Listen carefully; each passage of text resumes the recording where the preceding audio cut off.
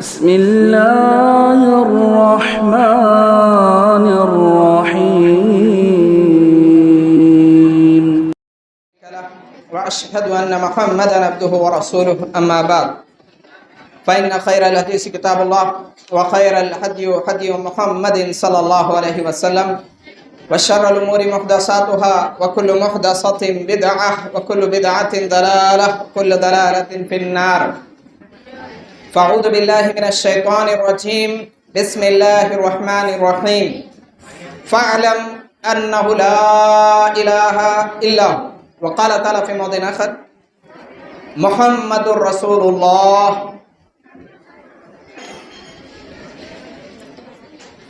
رب اشرح لي صدري ويسر لي أمري واحلل عقدة من لساني يفقهوا قولي. رب اشرح لي صدري ويسر لي أمري واحلل عقدة من لساني يفقهوا قولي. رب يسر ولا تعسر وتمم بالخير. رب يسر ولا تعسر وتمم بالخير. رب يسر ولا تعسر وتمم بالخير. آمين. ربي زدني علما. ربي زدني علما. ربي زدني علما. آمين. محترم سامعین و سامعات، میری پیاری ماؤں اور بہنوں، آپ تمام سے یہ درخواست کی جاتی ہے کہ خاموشی برقرار رکھیں.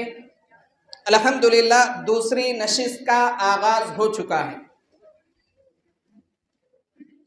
گزشتہ دو نشستوں میں فضیلت الشیخ خلیل الرحمن سرابلی حفظہ اللہ نے اصول ثلاثہ جو شیخ الاسلام محمد بن عبد الوہاب رحمہ اللہ کی ہے، اس میں سے دو اصولوں پر روشنی ڈالی ہے: معرفت رب، معرفت دین، یعنی اللہ رب العالمین کی پہچان، دین کی پہچان، جس کا جاننا ہمارے لیے لازم اور ضروری ہے. اگر ہم اس چیز کو نہیں جانتے ہیں تو ہماری دنیاوی زندگی ناکام ہو جاتی ہے. اسی لیے قرآن مجید میں الگ الگ مقامات پر الگ الگ انداز، الگ الگ طریقوں کے ساتھ بار بار توحید کا، اللہ رب العالمین کی معرفت کا، اللہ رب العالمین کی آئیڈینٹی کا ذکر کیا گیا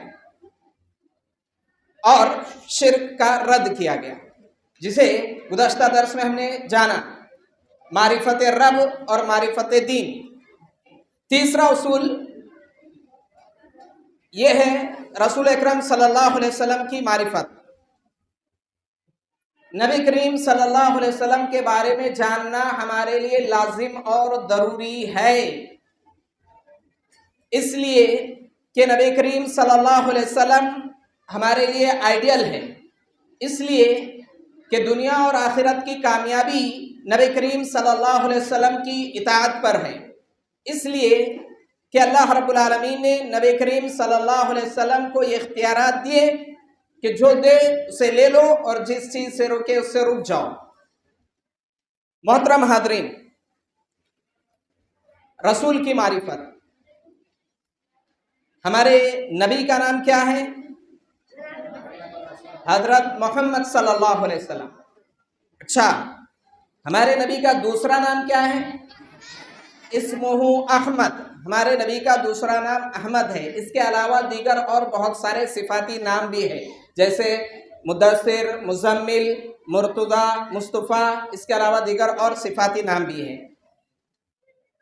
ہمارے نبی محمد صلی اللہ علیہ وسلم، ان کے والد کا نام عبداللہ، دادا کا نام عبد المطلب، پر دادا کا نام ہاشم.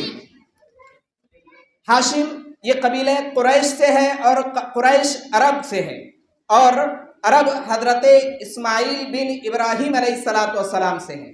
ابراہیم علیہ السلام کے کتنے بیٹے؟ دو بیٹے، حضرت اسماعیل علیہ السلام، حضرت اسحاق علیہ السلام. اچھا، اللہ کے رسول صلی اللہ علیہ وسلم ابراہیم علیہ السلام کے کس بیٹے کی نسل سے؟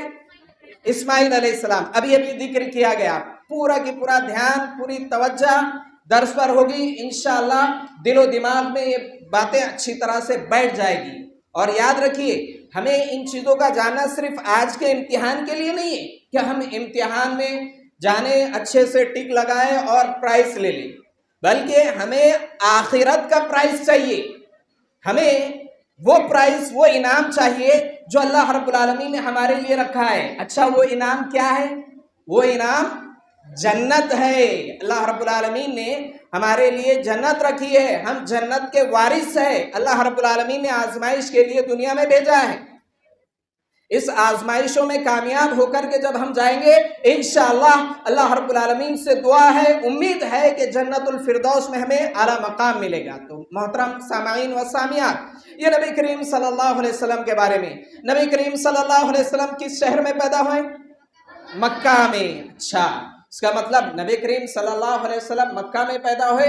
اور نبی کریم صلی اللہ علیہ وسلم کی عمر کتنے سال تھی؟ 63 سال. اب اس پر ذرا دھیان دیجئے. نبی کریم صلی اللہ علیہ وسلم کی کل عمر، ٹوٹل عمر جو ہے، ٹوٹل عمر نبی کریم صلی اللہ علیہ وسلم کی 63 سال.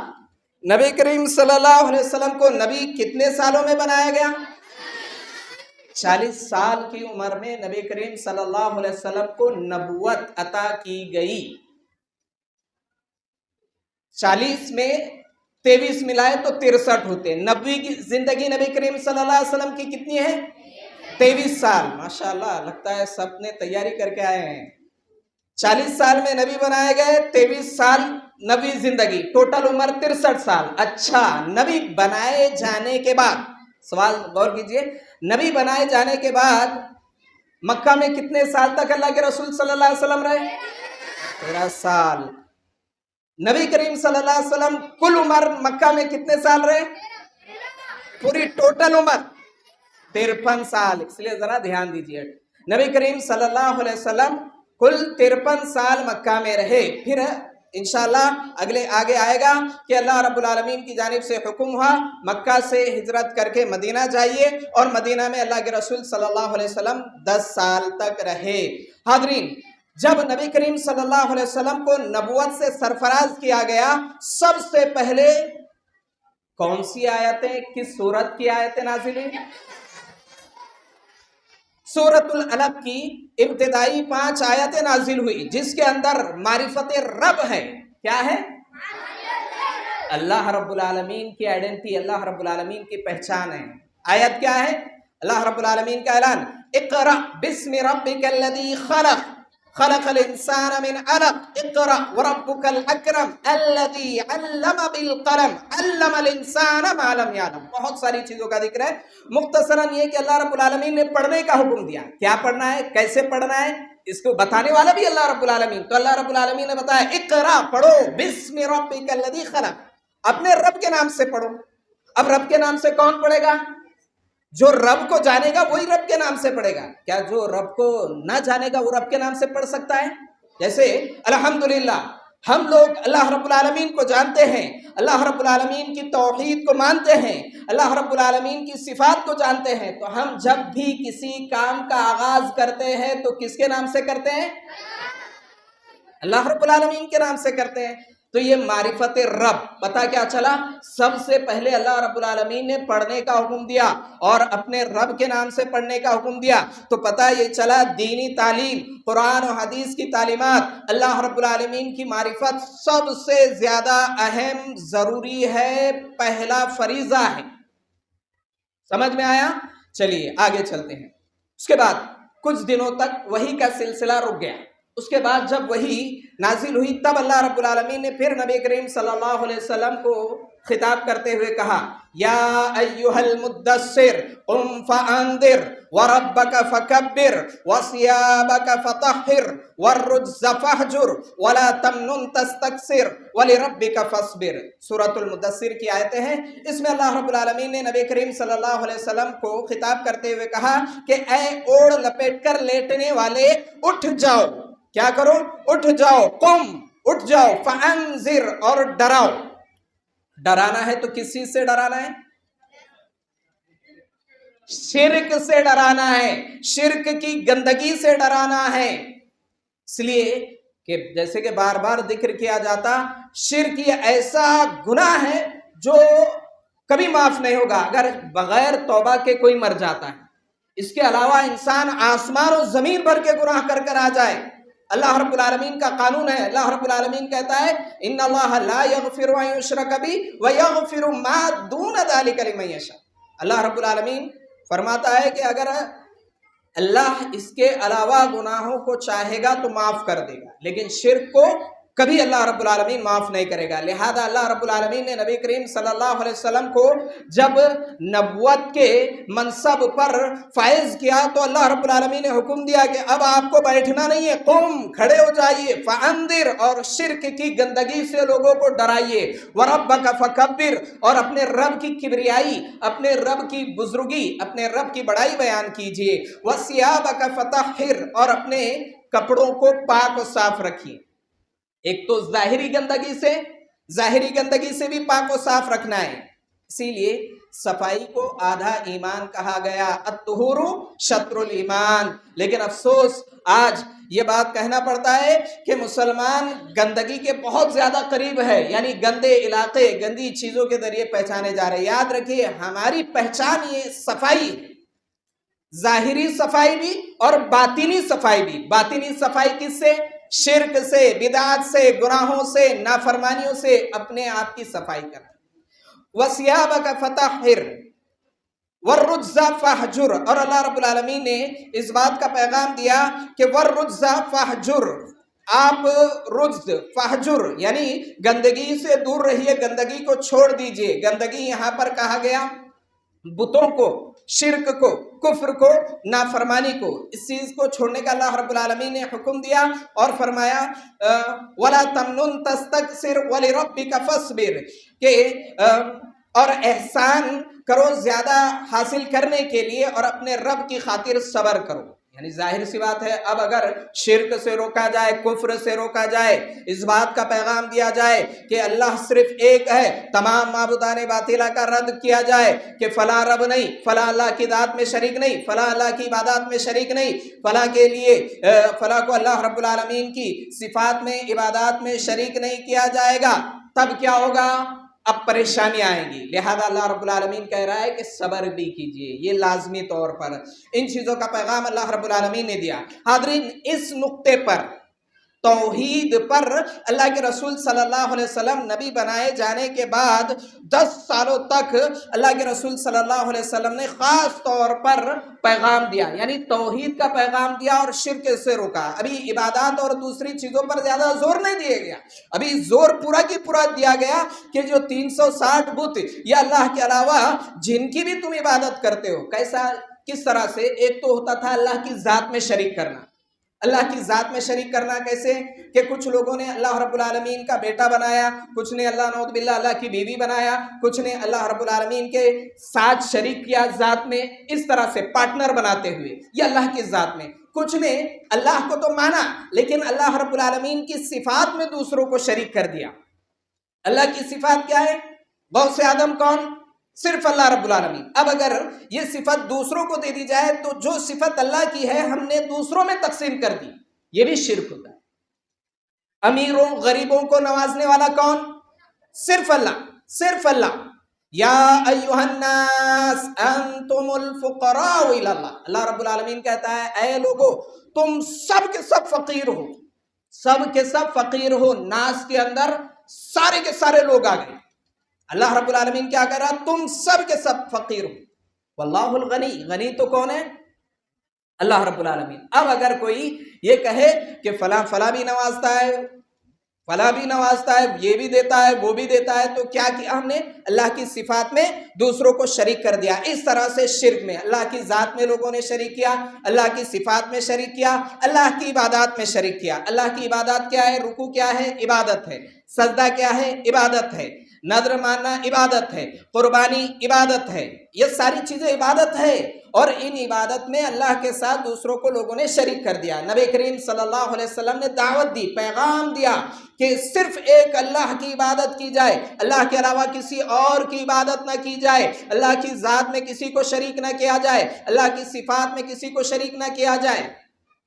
اب اللہ کے رسول صلی اللہ علیہ وسلم کو بہت ستایا گیا، پریشان کیا گیا، تکلیفیں دی گئی، مارا گیا برے القابات سے، کبھی ساحر کہا گیا، کبھی کاہن کہا گیا، کبھی جادوگر کہا گیا، ہر طرح سے جب تکلیفیں دی گئی تب 10 سال کے بعد اللہ کے رسول صلی اللہ علیہ وسلم کو ایک سال ایسا آیا جسے عام الحزن کہا گیا۔ عام الحزن یعنی غموں کا سال، غموں کا سال، جس میں اللہ کے رسول صلی اللہ علیہ وسلم پر بہت ساری آزمائشیں آئی۔ تب اللہ رب العالمین نے نبی کریم صلی اللہ علیہ وسلم کی حوصلہ افزائی کے لیے، نبی کریم صلی اللہ علیہ وسلم کی شان دوسروں کو بتانے کے لیے، نبی کریم صلی اللہ علیہ وسلم کی بلندیوں کے لیے اللہ رب العالمین نے آسمانوں کی سیر کرائی۔ مسجد حرم سے مسجد اقصیٰ، مسجد اقصیٰ سے آسمانوں کی سیر۔ اچھا کتنے آسمان ہیں؟ دلیل کیا ہے؟ دلیل کیا ہے؟ 7 آسمان ہیں۔ شاباش، ماشاءاللہ، بارک اللہ فی۔ دیکھیے سورۃ الملک کی 15 آیات یاد کر رہے ہیں ہم۔ دلیل یہی ہے کہ سورۃ الملک کی 3 آیت میں الذی خلق 7 سماوات طباقا، تو 7 آسمانوں کی سیر اللہ رب العالمین نے اللہ کے رسول صلی اللہ علیہ وسلم کو کرائی۔ اس واقعے کو معراج کہتے ہیں، اسراء کہتے ہیں۔ رات کے وقت اللہ کے رسول صلی اللہ علیہ وسلم کو مسجد حرم سے لے کر مسجد اقصیٰ تک لے جانا، مسجد اقصیٰ سے پھر 7 آسمانوں کی سیر کرانا، اسے معراج کہا جاتا ہے۔ اللہ کے رسول صلی اللہ علیہ وسلم کو معراج کرائی گئی، جہاں پر ایک غلط فہمی یہ بتائی جاتی ہے کہ اللہ کے رسول صلی اللہ علیہ وسلم نے اللہ رب العالمین کا دیدار کیا، اللہ رب العالمین کو دیکھا، جبکہ ام المومنین عائشہ رضی اللہ عنہا بیان کرتی ہے کہ اللہ کے رسول صلی اللہ علیہ وسلم نے اللہ رب العالمین کا دیدار نہیں کیا۔ اللہ رب العالمین کو کوئی نہیں دیکھ سکتا دنیاوی آنکھوں سے۔ حضرت موسیٰ علیہ السلام نے اللہ رب العالمین کو دیکھنے کا سوال، دیکھنے کی خواہش ظاہر کی، 90 پارے میں اللہ رب العالمین نے ذکر کیا۔ کیا ہوا؟ جب اللہ رب العالمین کی تجلی ظاہر ہوئی، پہاڑ ریزہ ریزہ ہو گیا، موسیٰ علیہ السلام بے ہوش ہو کر گر گئے۔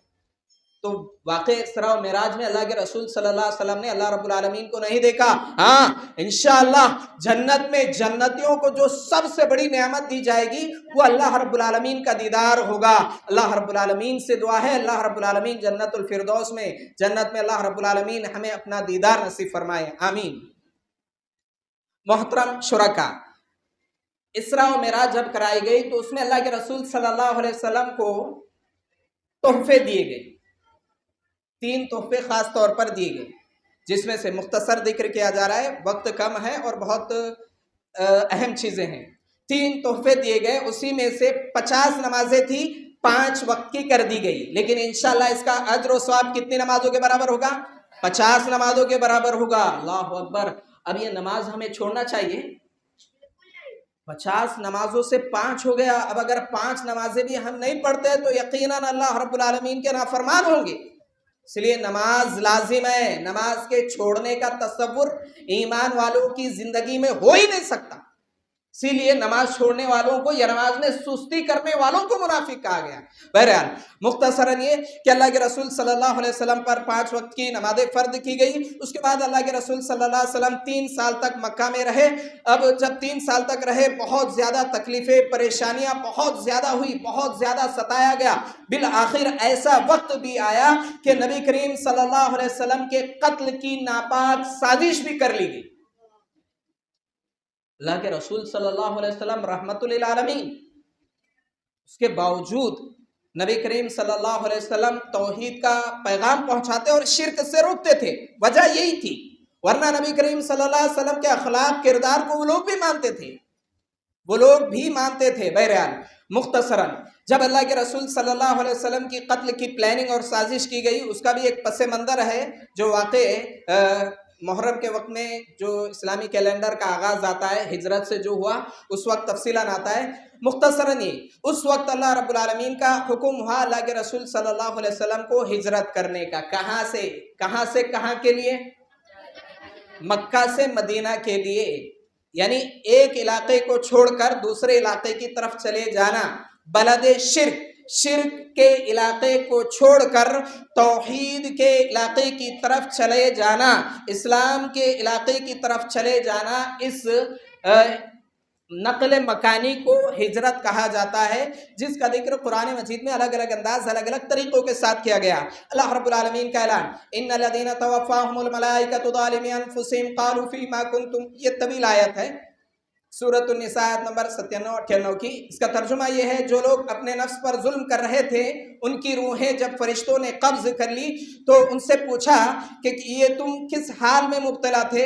انہوں نے جواب دیا کہ ہم زمین میں کمزور اور مجبور تھے، زمین میں کمزور اور مجبور تھے۔ فرشتوں نے کہا کہ اللہ تعالیٰ کی زمین وسیع نہ تھی کہ تم اس میں ہجرت کرتے؟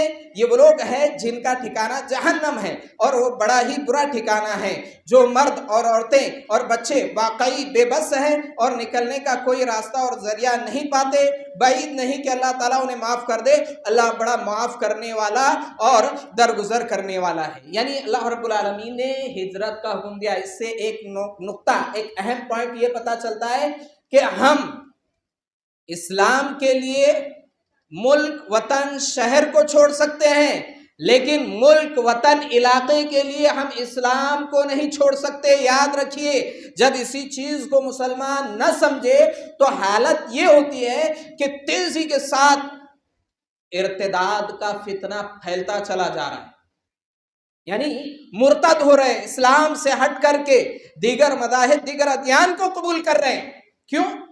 اس لیے کہ ڈر کی وجہ سے، خوف کی وجہ سے، علاقائیت کی وجہ سے یا دیگر اور اسباب کی وجہ سے۔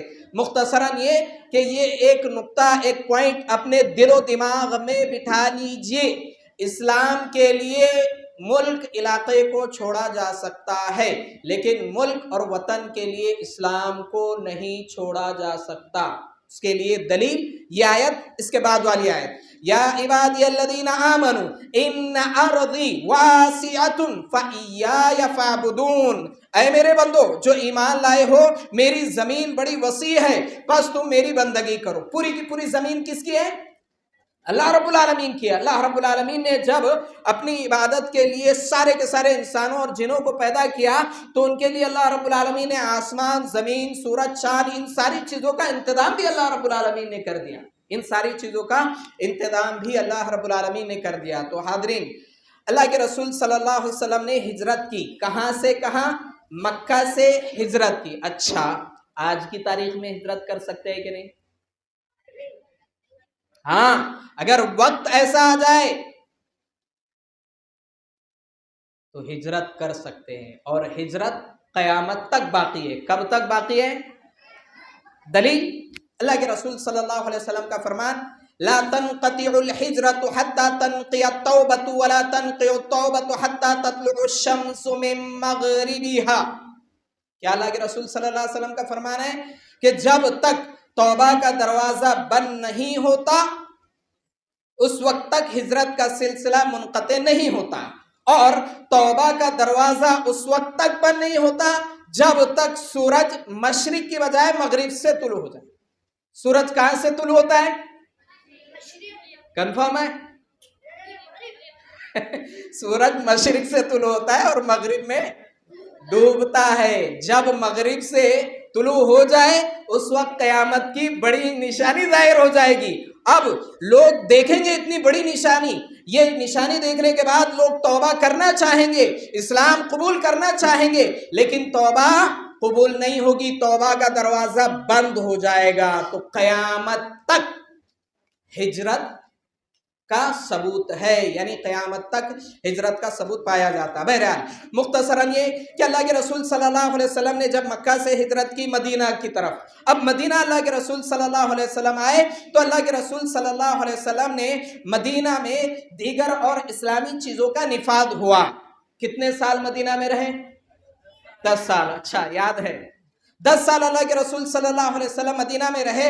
مدینہ میں زکوٰۃ، روزہ، حج، اذان، جہاد، امر بالمعروف نہی عن المنکر کا حکم دیا گیا، اور نبی کریم صلی اللہ علیہ وسلم کی وفات، انتقال بھی یہیں پر ہوا، اللہ کے رسول صلی اللہ علیہ وسلم کا۔ تو بہرحال مختصراً یہ کہ دین اسلام اور شریعت محمدیہ کا خلاصہ، اللہ کے رسول صلی اللہ علیہ وسلم نے تمام بھلائیوں کا حکم دیا، بھلائیوں میں کوئی بھلائی ایسی نہیں ہے جس کا اللہ کے رسول صلی اللہ علیہ وسلم نے حکم نہ دیا ہو، اور برائیوں میں کوئی برائی ایسی نہیں ہے جس سے اللہ کے رسول صلی اللہ علیہ وسلم نے منع نہ کیا ہو۔ دیکھیے بہت اہم پوائنٹ ہے، یہ بھی نقطہ اپنے دل و دماغ میں بٹھا لیجیے۔ بھلائیوں میں کوئی بھی بھلائی ایسی نہیں ہے جس کا حکم اللہ کے رسول صلی اللہ علیہ وسلم نے نہ دیا ہو، برائیوں میں کوئی برائی ایسی نہیں ہے جس سے اللہ کے رسول صلی اللہ علیہ وسلم نے نہ روکا۔ یعنی جتنی بھی خیر ہے، بھلائیاں ہیں، آج دنیا والے بتا رہے ہیں، دنیا والوں کے بتانے سے پہلے 1400 سال پہلے اللہ کے رسول صلی اللہ علیہ وسلم نے بتا دیا۔ ہر چیز کو دیکھ جائیے، آج دنیا والے بتا رہے ہیں، کیا بتا رہے ہیں؟ سوچھتا ابھیان چلا رہے ہیں۔ اللہ کے رسول صلی اللہ علیہ وسلم نے 1400 سال پہلے بتایا۔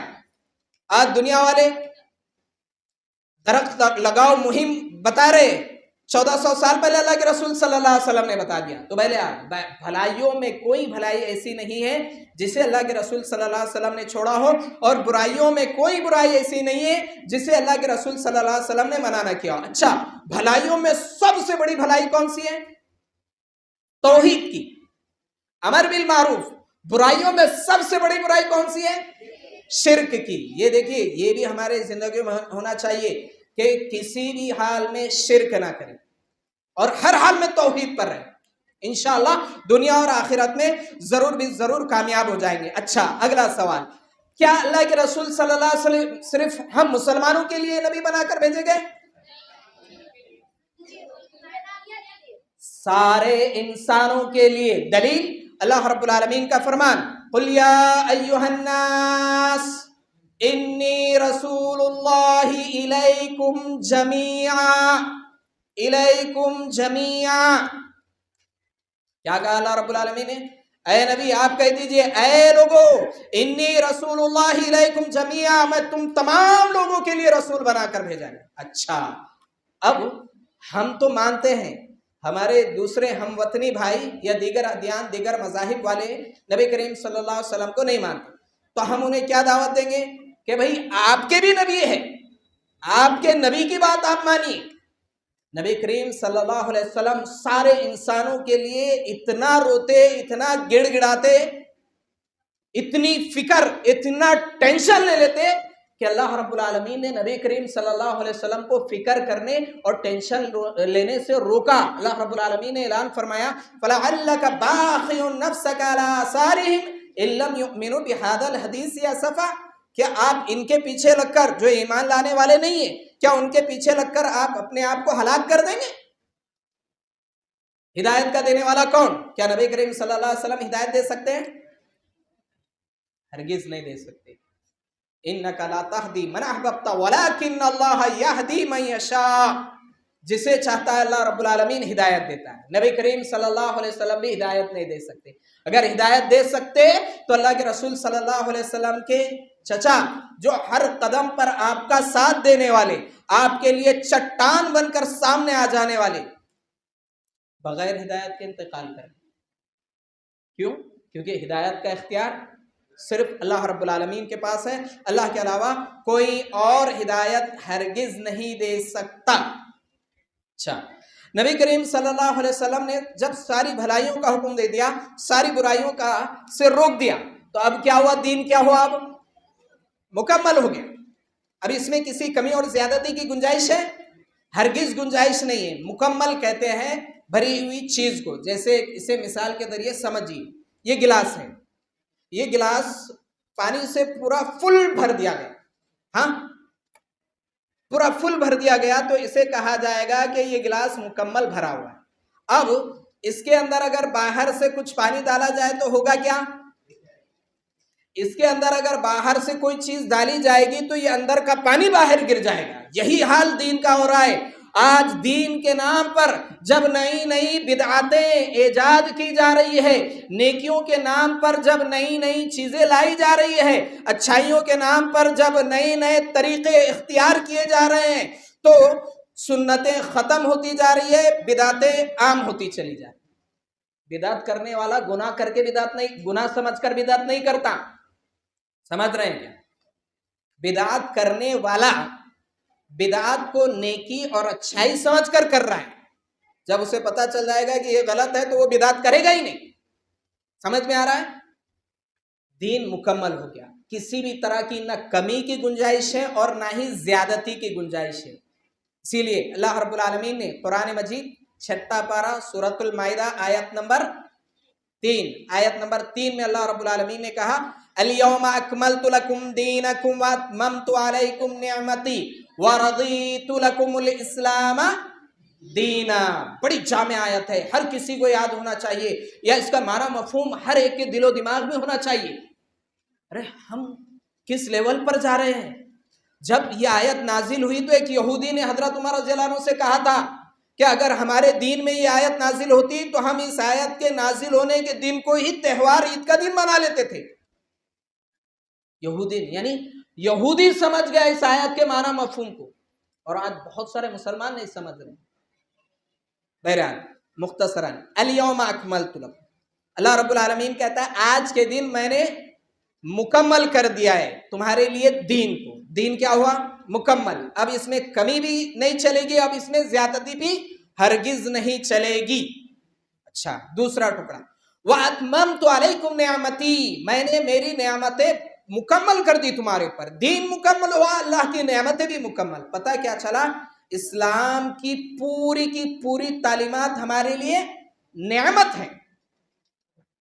نعمت ہے، کوئی بھی چیز ہمارے لیے نقصان دہ نہیں ہے. اسلام اگر عورتوں کو پردے کا حکم دیتا ہے تو یہ نعمت ہے، یہ نعمت ہے.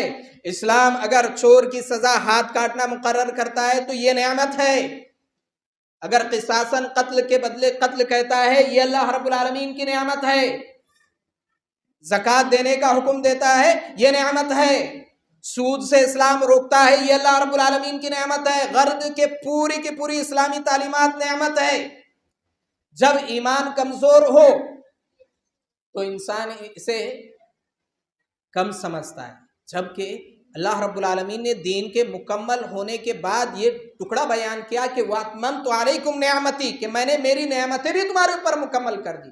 وَرَضِيتُ لَكُمُ الْإِسْلَامَ دِينًا، اور میں راضی ہوا تمہارے لیے اسلام کے دین ہونے سے. اچھا، اب معاشرے میں مسلمانوں کی زندگیوں میں شادی بیاہ، زندگی موت کیا اسلام کے طریقے پر ہو رہا ہے؟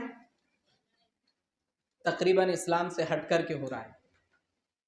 اسلام سے ہٹ کر کے ہو رہا ہے. اور جو اسلام سے ہٹ کر کے ہو، اللہ رب العالمین کا قانون ہے. اللہ رب العالمین نے کہا کہ اگر کوئی اسلام کے علاوہ دیگر اور چیز کو لے کر آتا ہے فَلَن يُقْبَلَ مِنْهُ، ہرگز وہ دین قبول نہیں کیا جائے گا. اور وہ دین لانے والا، وہ طریقے لانے والا، دوسرے مذاہب، دوسرے ادیان کے یا ماحول و معاشرے کے طریقوں کو اختیار کر کے آنے والا آخرت میں خسارہ اٹھانے والا. دین مکمل ہو چکا. حاضرین، نبی کریم صلی اللہ علیہ وسلم نے بہت ہی بہترین انداز اور طریقے کے ساتھ یہ ساری چیزیں ہم تک پہنچائی. اچھا، اب اس کے بعد نبی کریم صلی اللہ علیہ وسلم کے بارے میں اللہ رب العالمین قرآن مجید سورۃ الزمر آیت نمبر 30 اور 31 میں اعلان فرماتا ہے اِنَّكَ مَيِّتٌ وَإِنَّهُمْ مَيِّتُونَ ثُمَّ يَوْمَ الْقِيَامَةِ عِنْدَ رَبِّكُمْ تَخْتَصِمُونَ. اے نبی صلی اللہ علیہ وسلم، آپ کو بھی موت آئے گی، آپ کو بھی مرنا ہے اور ان لوگوں کو بھی مرنا ہے. آخر کار قیامت کے روز تم سب اپنے رب کے حضور مقدمہ پیش کرو. یعنی اللہ کے رسول صلی اللہ علیہ وسلم کا انتقال یہ برحق ہے. کل نفس ذائقۃ الموت، ہر نفس کو موت کا مزہ چکھنا ہے. یہاں پر بھی بہت ساری چیزیں، کچھ لوگ کہتے ہیں کہ نبی کریم صلی اللہ علیہ وسلم کو موت نہیں ہے بلکہ آپ پردہ کر گئے. قرآن سے بہتر جملہ ہم استعمال کر سکتے ہیں؟ نہیں کر سکتے. قرآن نے موت کا لفظ استعمال کیا، ایمان یہی ہے کہ موت کا لفظ استعمال کرے. کل نفس ذائقۃ الموت انک میت وانہم میتون. قرآن معجزہ ہے. قرآن سے بہترین جملہ ہم استعمال کر ہی نہیں سکتے. اگر موت کا لفظ نبی کریم صلی اللہ علیہ وسلم کی شان میں گستاخی ہوتا تو اللہ رب العالمین یہ جملہ استعمال نہیں کرتا. یہ جملہ اللہ رب العالمین استعمال نہیں کرتا. اگلے آئے، مرنے کے بعد سب کے سب قیامت کے دن اٹھائے جائیں گے. اس کے لیے دلائل قرآن مجید 16واں پارہ سورہ طٰہٰ آیت نمبر 55 نمبر کی آیت، اللہ رب العالمین کا اعلان، منہا خلقناکم وفیہا نعیدکم ومنہا نخرجکم تارۃ اخری۔ اس میں اللہ رب العالمین نے اعلان فرمایا کہ اس زمین سے ہم نے تمہیں پیدا کیا۔ اچھا، زمین سے پیدا کرنے کا مطلب کیا ہے؟ اس کے مفسرین نے کئی معنی مراد لیے، مختصر یہ ہے کہ زمین سے پیدا کیا مطلب ہمارے باپ کون؟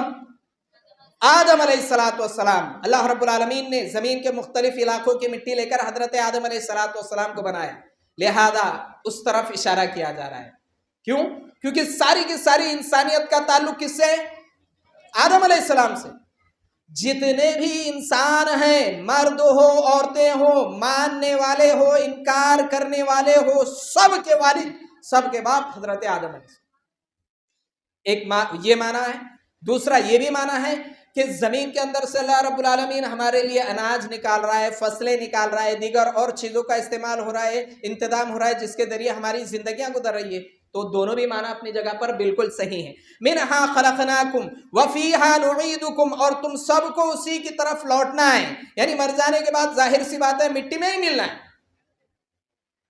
اب جب مٹی میں مل جائیں گے، وَمِنْهَا نُخْرِجُكُمْ تَارَةً أُخْرَىٰ، تو پھر دوبارہ اٹھائے بھی جائیں گے قیامت کے دن، اسی کی طرف اشارہ کیا گیا۔ اچھا، یہاں پر ایک اور غلط فہمی دور کرنا بہت زیادہ ضروری ہے۔ بہت سارے لوگ جب میت کو قبر میں اتارتے ہیں، دفن کرتے ہیں اور مٹی ڈالتے ہیں تو اس وقت یہ آیت پڑھتے ہیں، مِنْهَا خَلَقْنَاكُمْ وَفِيهَا نُعِيدُكُمْ وَمِنْهَا نُخْرِجُكُمْ تَارَةً أُخْرَىٰ۔ صحیح حدیث سے اس کا ثبوت نہیں ہے۔ صحیح حدیث سے اس آیت کے پڑھنے کا ثبوت نہیں ہے۔ ہاں، 3 مٹھی مٹی ڈالنے کا ثبوت ہے، مٹی ڈالیں گے مستحب ہے، لیکن یہ آیت جو پڑھی جاتی ہے قبر میں، جب میت کو اتار کر مٹی وغیرہ ڈالا جاتا ہے اور آیتیں پڑھی جاتی ہے، منہا خلقناکم وفیہا نعیدکم ومنہا نخرجکم تارۃ اخری، تو اس کے پڑھنے کا ثبوت نہیں ہے، لہذا اسے نہیں پڑھنا چاہیے۔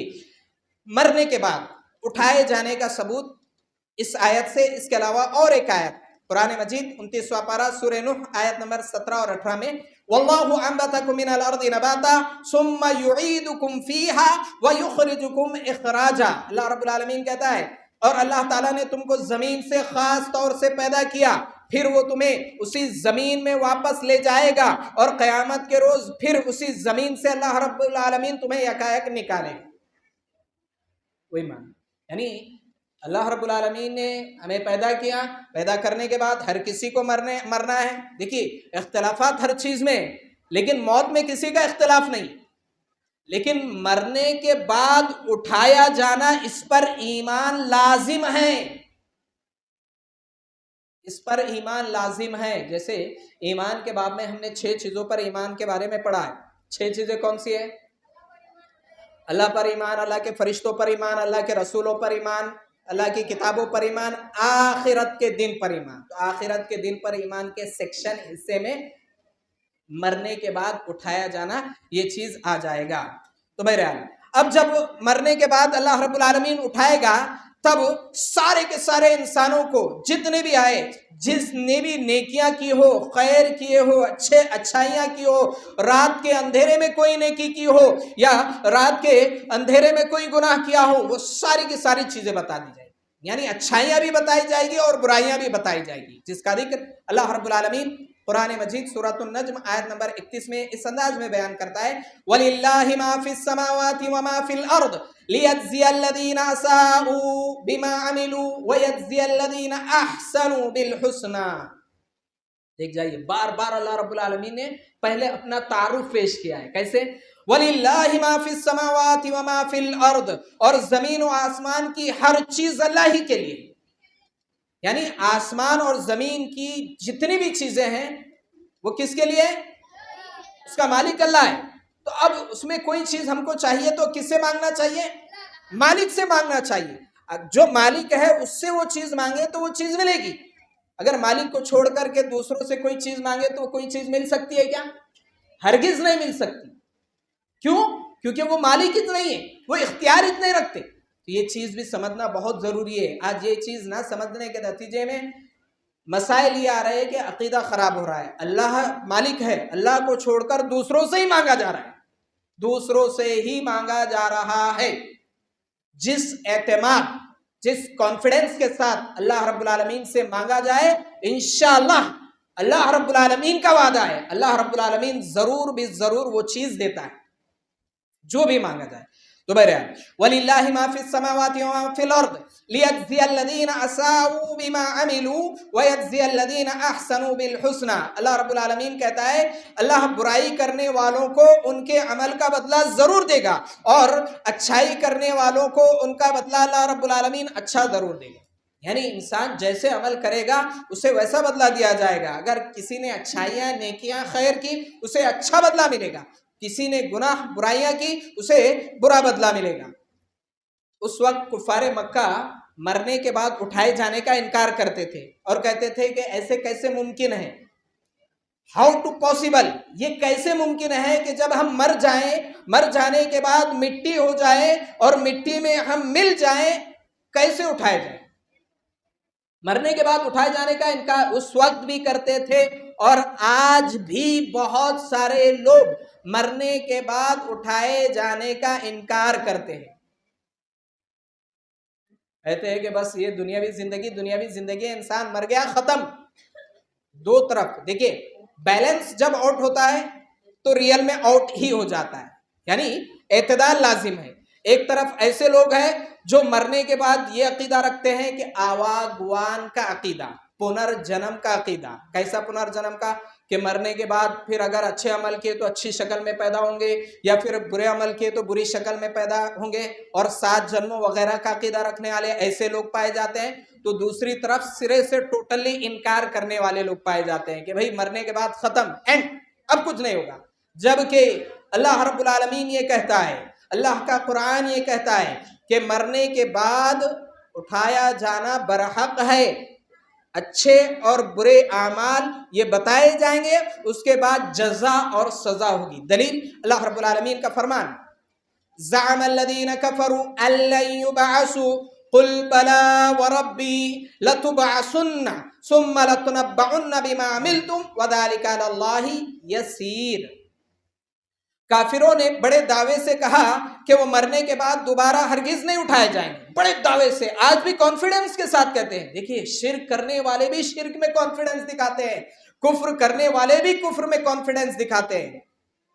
ہر کوئی کانفیڈنس دکھانے والا صحیح نہیں ہوتا. سمجھ میں آ رہا ہے کیا؟ بہرحال تو اللہ رب العالمین کہہ رہا ہے کہ کیا کہا کہ دوبارہ ہم اٹھائے نہیں جائیں گے. ان سے کہو کہ نہیں, میرے رب کی قسم. اللہ رب العالمین کی قسم کھا کر بات بتائی گئی, حالانکہ بغیر قسم کھا کے بھی بتائے تو بہت زیادہ معنی خیز ہے, لیکن قسم کھا کر بتائی جا رہی ہے بات کہ میرے رب کی قسم تم ضرور بھی ضرور اٹھائے جاؤ گے, پھر ضرور تمہیں بتایا جائے گا تم نے دنیا میں جو کچھ کیا ہے. ایسا کرنا اللہ رب العالمین کے لیے آسان ہے, کوئی مشکل نہیں. کیا مشکل ہے اللہ رب العالمین کے لیے؟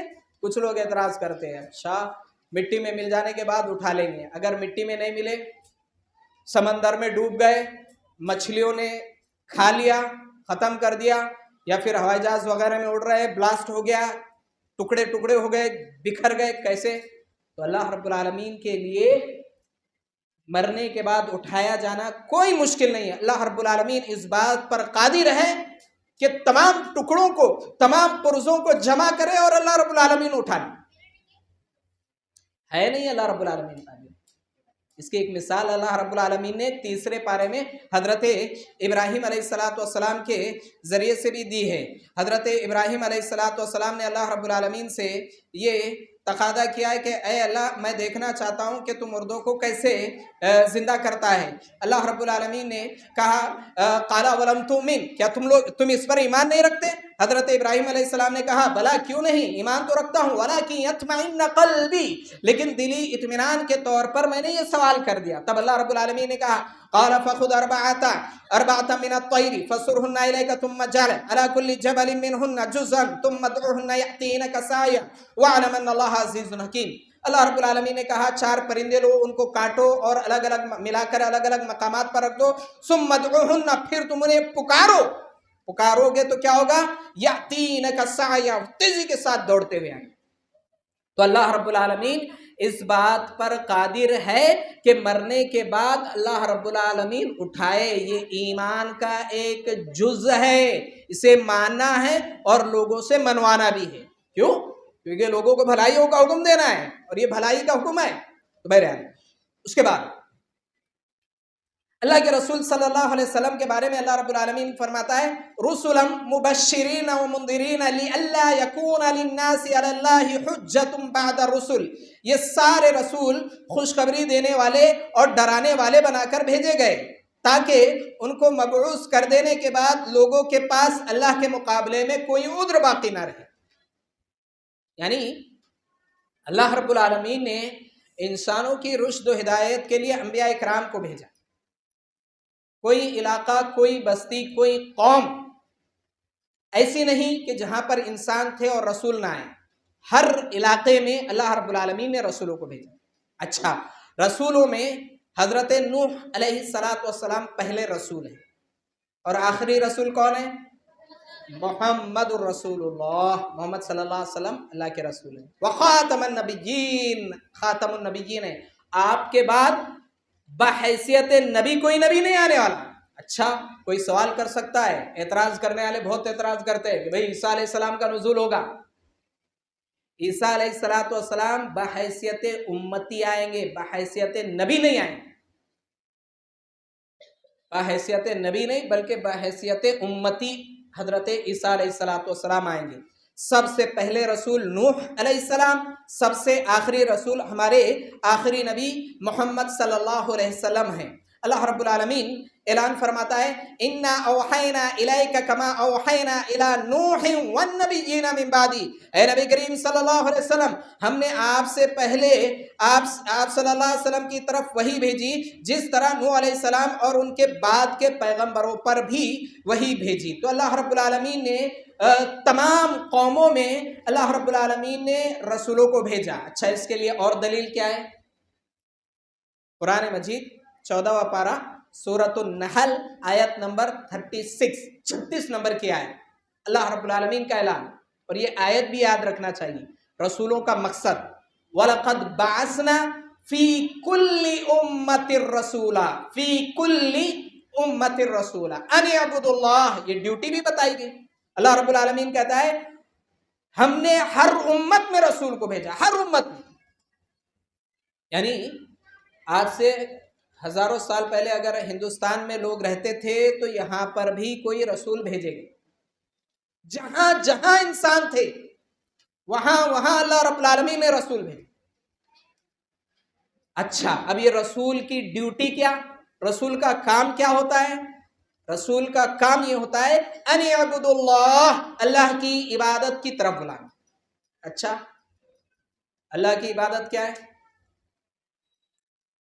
نماز اللہ رب العالمین کی عبادت، الدعاء هو العبادہ، دعا اللہ رب العالمین کی عبادت، قربانی اللہ رب العالمین کی عبادت، نذر و نیاز یہ اللہ رب العالمین کی عبادت، اور عبادت کس کی ہوگی؟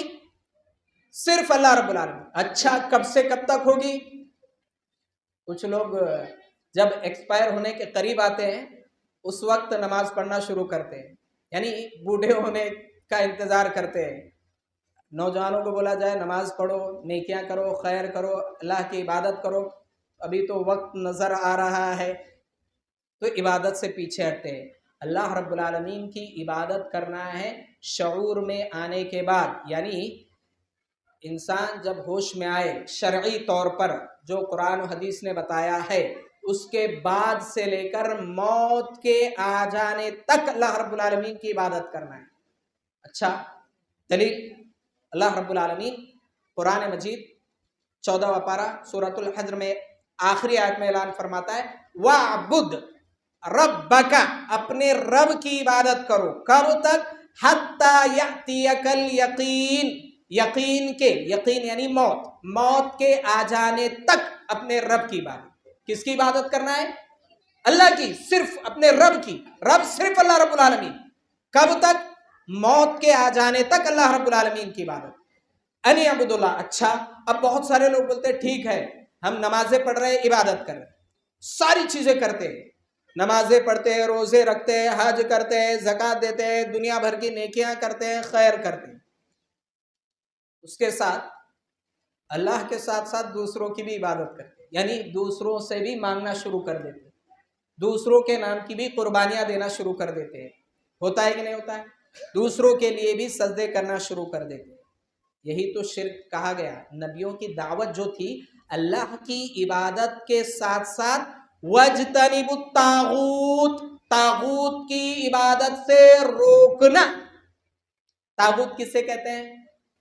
چھوٹے سے جملے میں طاغوت کی ڈیفینیشن، طاغوت کی تعریف یہ کی گئی، کلو ما عبدت لغیر اللہ، کلو ما عبدت لغیر اللہ، ہر وہ چیز اللہ کے علاوہ جس کی عبادت کی جائے وہ طاغوت ہے. ہر وہ چیز اللہ کے علاوہ جس کی بھی عبادت کی جائے وہ طاغوت میں شامل ہے. اچھا، طاغوت کا ذریعہ اور سبب بننے والی چیزیں بہت ساری ہیں، جس میں سے کچھ مختصراً پانچ چیزوں کا ذکر کیا گیا ہے جو طاغوت کا ذریعہ اور سبب بنتی ہیں. اس میں سب سے پہلے ذکر کیا گیا ابلیس لعین کا. کس کا؟ ابلیس لعین. ابلیس کون؟ شیطان. اور شیطانوں کا باس، وہ باس جسے اللہ رب العالمین نے جنت سے بھگا دیا. اچھا، لعین یعنی لعنت زدہ. کیوں کہا گیا؟ بلا وجہ کسی پر بھی لعنت تھوڑی بھیجنا ہے. ابلیس پر لعنت بھیجتے کوئی تو ریزن ہے، کوئی تو وجہ ہے. وجہ یہ ہے اللہ رب العالمین نے الگ الگ انداز، الگ الگ طریقوں کے ساتھ الگ الگ جگہ ذکر کیا. اس میں سے اللہ رب العالمین 14ویں پارے میں ذکر کرتا ہے کہ جب اللہ رب العالمین نے حکم دیا کہ آدم علیہ السلام کو سجدہ کرو تو سب نے سجدہ کیا، اور اس وقت سجدہ کرنا سجدہ تعظیمی جائز تھا، اللہ کا حکم تھا. آج کی تاریخ میں سجدہ تعظیمی یعنی رسپیکٹ کے لیے بھی سجدہ جائز نہیں ہے. اللہ کے رسول صلی اللہ علیہ وسلم نے فرمایا اگر سجدہ تعظیمی جائز ہوتا تو ایک بیوی کو حکم دیا جاتا وہ اپنے شوہر کو سجدہ کرے، لیکن اس کا بھی حکم نہیں دیا گیا. یہاں سے شوہروں کی عظمت کا پتہ چلتا ہے. بہرحال مختصراً یہ ابلیس لعین اس لیے کہ اللہ رب العالمین نے اس پر لعنت بھیجی. جب اللہ رب العالمین کا حکم نہ مانا تب اللہ رب العالمین نے اسے ریجیکٹ، رد کرتے ہوئے کہا فَخْرُجْ مِنْهَا فَإِنَّكَ رَجِيمٌ وَإِنَّ عَلَيْكَ اللَّعْنَةَ إِلَىٰ يَوْمِ الدِّينِ. تو یہاں سے نکل جا، قیامت تک تیرے اوپر لعنت ہوگی. اس وقت ابلیس نے اللہ رب العالمین سے مانگا، مہلت مانگی، کہا کہ ربی فانذرنی الی یوم یبعثون، اے میرے رب. دیکھیے شیطان بھی اللہ رب العالمین کو اپنا رب مانتا ہے، شیطان بھی اللہ رب العالمین کو اپنا رب مانتا ہے. کہا اے میرے رب مجھے اٹھائے جانے کے دن تک مہلت دے، اور اللہ رب العالمین نے اسے مہلت اور چانس دے دیا. تب اس نے کہا لَأُزَيِّنَنَّ لَهُمْ فِي الْأَرْضِ، میں زمین کو مزین کر کے بنا کر پیش کروں گا لوگوں کے سامنے، سود کو پروفٹ بنا دوں گا، بے حیائی کو آرٹ کلا فیشن بنا دوں گا، شرک کو تعظیم بنا دوں گا. اس طرح بہرحال مختصراً یہ تو ابلیس یہ طاغوت کا ذریعہ ہے. یہی وجہ ہے کہ اللہ کے رسول صلی اللہ علیہ وسلم نے کئی چیزوں سے منع کیا. اللہ کے رسول صلی اللہ علیہ وسلم نے فرمایا کہ 3 وقت میں سجدہ کرنے سے منع کیا، اور اس میں جب یہ بھی بتایا کہ سورج کے شیطان جو ہے، یہ شیطان کے 2 سنگوں کے درمیان سورج نکلتا ڈوبتا ہے، اور اس وقت سجدہ کیا جائے تو شیطان خوش ہوتا ہے، اس کی عبادت کی جاتی ہے. مختصراً یہ کہ طاغوت کا ذریعہ اور سبب ہے یہ ابلیس لعین، طاغوت ہے، اس کی عبادت نہیں کی جائے گی. اور اگر کوئی سورج کے لیے سجدہ کرتا ہے یا کوئی اور عبادات کرتا ہے تو دراصل وہ حقیقت میں کس کے لیے سجدہ کر رہا ہے؟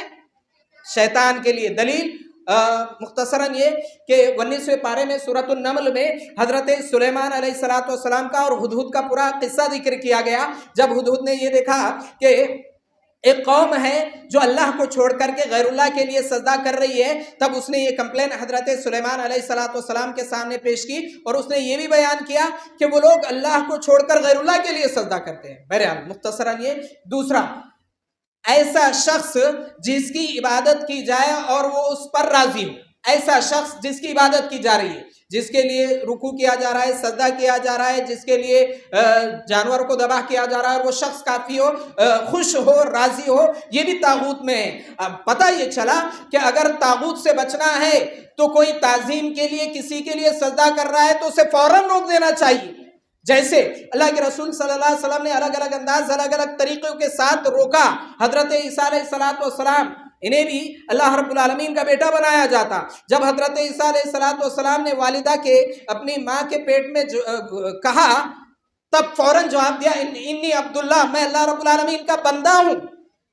اپنے آپ کو اللہ کا بندہ قرار دیا۔ کیوں؟ کیونکہ اللہ کا بیٹا بنا رہے تھے۔ اس لیے اللہ کے رسول صلی اللہ علیہ وسلم کے پاس ایک شخص آ کر کہتا ہے کہ ماشاء اللہ وشید، جو آپ چاہے اور جو اللہ رب العالمین چاہے۔ نبی کریم صلی اللہ علیہ وسلم نے ڈانٹا اور کہا کیا تم نے مجھے اللہ رب العالمین کا شریک بنایا؟ ایسا نہ کہو، بلکہ ایسا کہو جو صرف اللہ رب العالمین چاہے۔ تو بہرحال دوسرا کہ ایسا شخص جس کی عبادت کی جائے اور وہ راضی ہو، وہ بھی طاغوت میں شامل۔ تیسرا، اپنی عبادت کی دعوت دینے والا شخص، یعنی اپنے آپ کے لیے رکوع، سجدہ یا کسی بھی طرح کی عبادت کا حکم دینے والا شخص، یہ بھی طاغوت میں شامل ہوگا۔ چوتھا، جو شخص علم غیب کے جاننے کا دعویٰ کرے وہ بھی طاغوت میں شامل ہوتا ہے۔ اور اس طرح کے طاغوت بہت سارے چلتے پھرتے مل جاتے ہیں، جن کے پاس رہنے کے لیے صحیح گھر نہیں، چلنے کے لیے پیروں میں چپل نہیں، جس کی زندگیوں کا کوئی انتظام اور سسٹم نہیں، وہ نجومی بن جاتے ہیں۔ ستاروں کے ذریعے سے غیب کی خبریں بتانے کا دعویٰ کرتے ہیں، طوطے، کبوتر وغیرہ لے کر چٹھی کے ذریعے سے غیب کی خبریں بتانے کا دعویٰ کرتے ہیں، ہاتھ دے کر، ہتھیلی دے کر کے غیب کی خبریں بتانے کا دعویٰ کرتے ہیں، اور بہت سارے لوگ جا کر کے ان کے پاس اپنے ہاتھ بتاتے ہیں اور ان کے باتوں کی تصدیق کرتے ہیں۔ ایسا اگر کوئی کر رہا ہے تو اس کا ایمان خطرے میں ہے، وہ کفر اور شرک کے راستے پر جا رہا ہے۔ ایسا شخص جو کسی نجومی کے پاس جائے اور اس کی بات کو مانے، اللہ کے رسول صلی اللہ علیہ وسلم نے فرمایا 40 دن کی نماز اس کی قبول نہیں ہوگی۔ نماز ضرور پڑھے گا لیکن اس کی نماز قبول نہیں ہوگی۔ اور یہ شرک، یہ کفر، یہ طاغوت آج عام ہے، اس سے بچنا چاہیے۔ پانچواں، جو شخص اللہ رب العالمین کی نازل کی ہوئی شریعت کے خلاف فیصلے کرتا ہے وہ بھی طاغوت میں شامل ہے۔ فیصلے اللہ اس کے رسول صلی اللہ علیہ وسلم کے فرمان کے مطابق ہونا چاہیے۔ اور جن لوگوں نے طاغوت کا رد کیا اور ایک اللہ کو مان لیا، اس نے مضبوط کڑے کو تھام لیا۔ اللہ رب العالمین کا اعلان لا اکراہ فی الدین قد تبین الرشد من الغی فمن یکفر بالطاغوت ویؤمن باللہ فقد استمسک بالعروۃ الوثقی لا انفصام لها واللہ سمیع علیم، کہ دین کے معاملے میں کوئی زور زبردستی نہیں ہے، کیونکہ ہدایت یقیناً گمراہی سے ممتاز ہو چکی ہے۔ اب جو کوئی طاغوت کا انکار کرے پھر اللہ رب العالمین پر ایمان لے آئے تو اس نے ایسے مضبوط کڑے کو تھام لیا جو کبھی ٹوٹنے والا نہیں، جو کبھی ٹوٹنے والا نہیں ہے۔ حاضرین، یہ تھا طاغوت، اور یہی لا الہ الا اللہ کا معنی اور مفہوم ہے۔ حدیث میں آتا ہے رأس الامر الاسلام وعمودہ الصلاۃ وذروۃ سنامہ الجہاد فی سبیل اللہ۔ طبرانی کی حدیث ہے، اس کا ترجمہ یہ ہے کہ اس دین کی اصل چیز اسلام ہے، اس دین کی اصل چیز اسلام ہے، اور اس کا ستون نماز ہے، اور اس کا اعلیٰ ترین مرتبہ و مقام جہاد فی سبیل اللہ ہے۔ یہ تھے اصول ثلاثہ، یعنی 3 اصول: اللہ رب العالمین کی معرفت، دین کی معرفت، نبی کریم صلی اللہ علیہ وسلم کی معرفت، جسے تفصیل سے ہم نے جانا۔ اللہ رب العالمین سے دعا ہے اللہ رب العالمین کہنے سننے سے زیادہ عمل کرنے کی توفیق عطا فرمائے۔ اللہ رب العالمین دین کے ان 3 اصولوں کو اچھی طرح سمجھنے، سننے اور جاننے کے بعد ان پر عمل کرنے، اور ہمیں اپنے عقائد کی اصلاح اور دوسروں کے عقائد کی اصلاح کا ذریعہ اور سبب بنائے۔ اللہ رب العالمین جب تک زندہ رکھے، دین پر، ایمان پر زندہ رکھے، جب خاتمہ ہو خاتمہ بالخیر ہو، آمین ثم آمین، وآخر دعوانا الحمدللہ رب العالمین۔ السلام علیکم۔